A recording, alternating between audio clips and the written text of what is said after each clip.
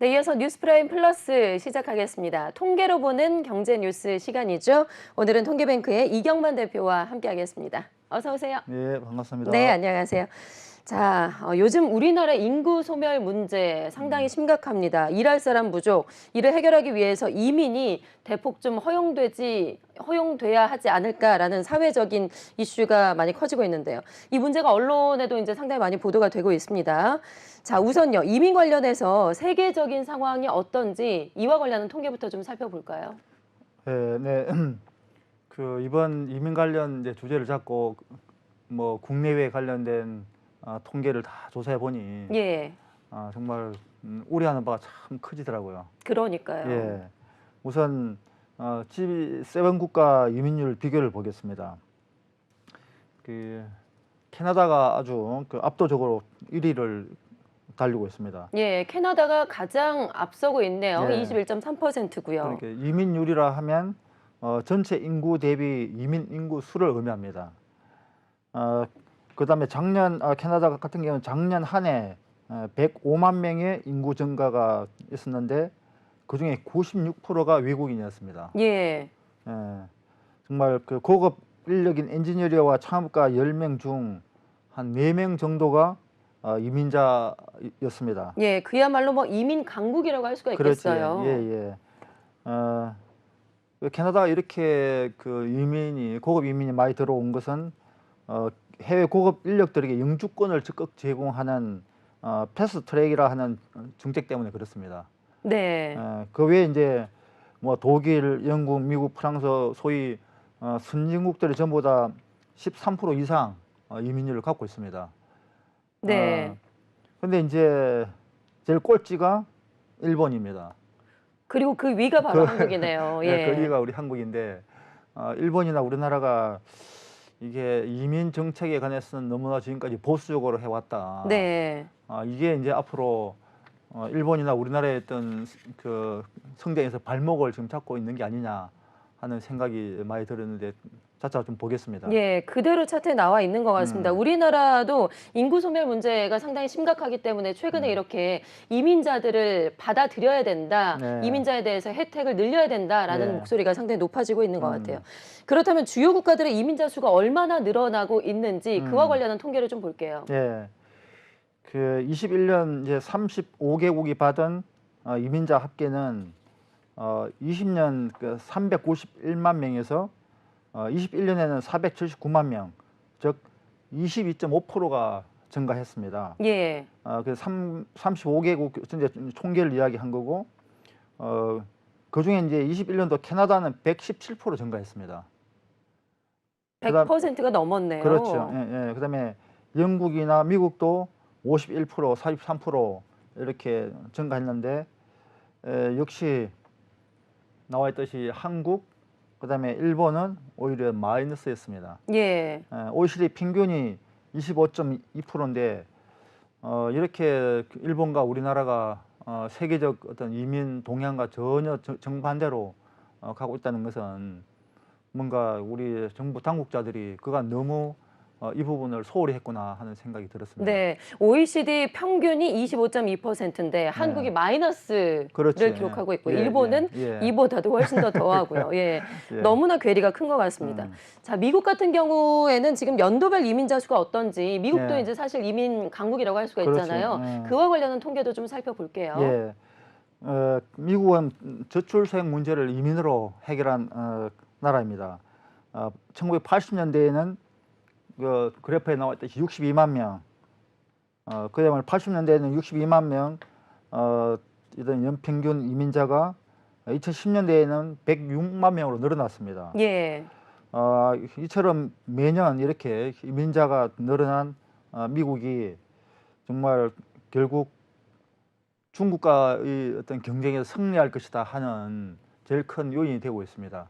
네, 이게 이제 지난 한 10년간 전 세계 가장 우수한 인재가 어디로 다 몰렸냐?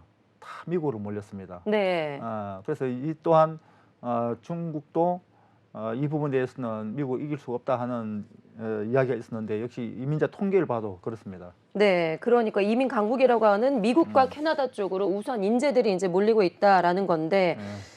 우리나라도 저출생 문제가 상당히 심각하니까 이렇게 이민으로 해결을 하자라는 의견들도 좀 나오고 있습니다. 우리나라 경우가 어떤지 좀 한번 볼게요. 지금 23년 현재 몇 명이나 국내에 지금 외국인이 체류를 하고 있는지 그와 관련한 통계를 보면서 좀 이야기를 나눠보겠습니다. 네. 자, 그래프 보여주실까요? 그 코로나 이전에는 이제 236만 명으로 계속 이제 증가를 해왔습니다. 근데 코로나 때문에 이제 대폭 줄었다가 지금 다시 23년 3월 현재 233만 명까지 지금 올라왔습니다. 네. 그러나 인구 대비 비율은 4.53%밖에 안 됩니다. 전체 인구 대비하면은 4.53%. 예.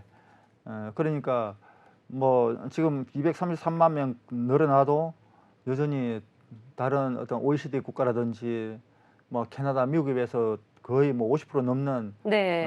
선진국에 비해서 현저하게 떨어지는 수치입니다. 네. 우리나라에 이렇게 이민자가 오지 않는 이유, 제 생각에는 가장 큰 이유가 바로 우리나라 사람들의 이민에 대한 인식 때문인 것 같습니다. 예. 네. 우리나라 사람들의 이민 관련한 인식이 어떤지 이와 관련한 통계를 살펴보면 좋을 것 같아요.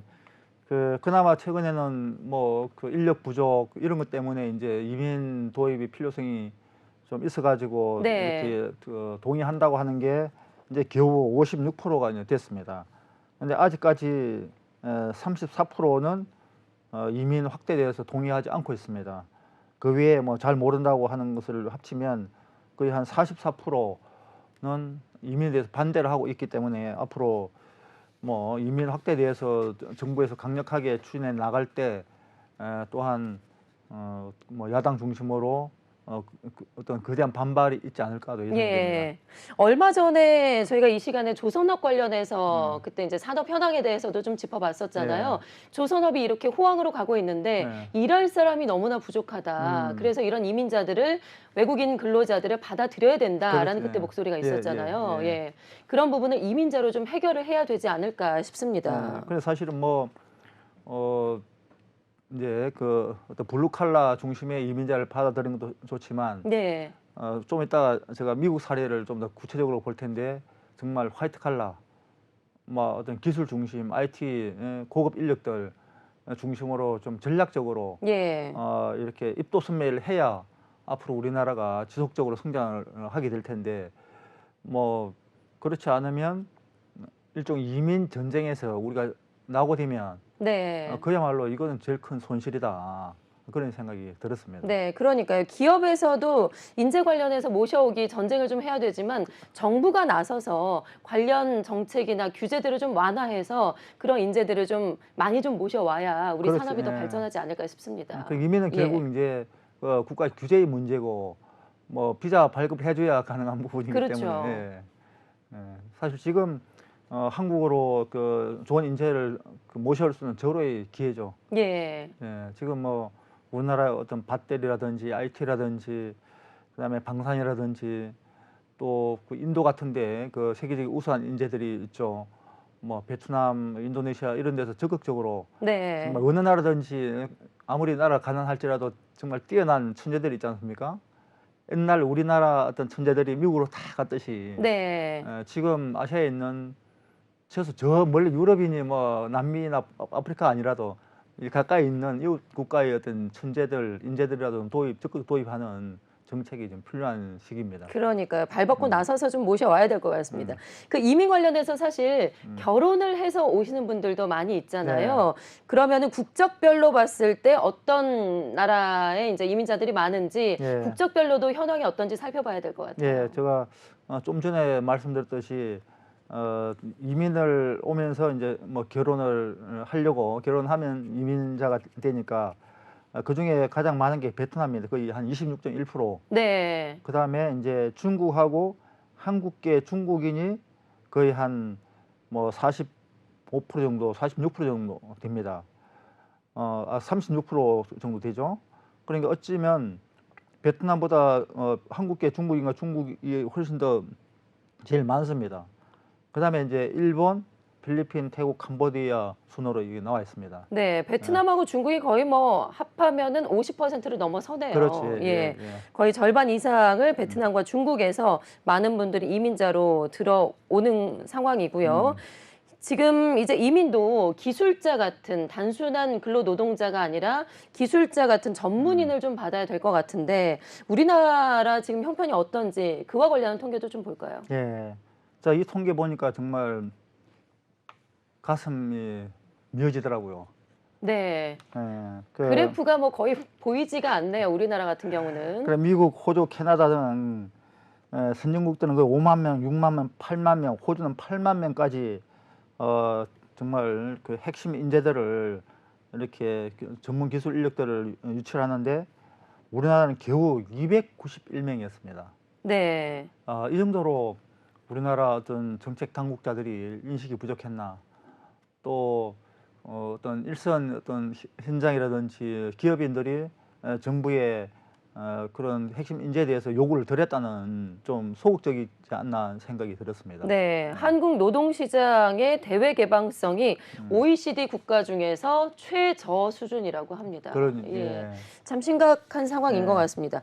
심지어는 우리나라에서 공부를 하고 박사 학위를 받고 일을 하는 것이 아니라 그냥 떠나는 외국인 이민자들이 또 그렇게 많다고 해요. 네, 그렇습니다.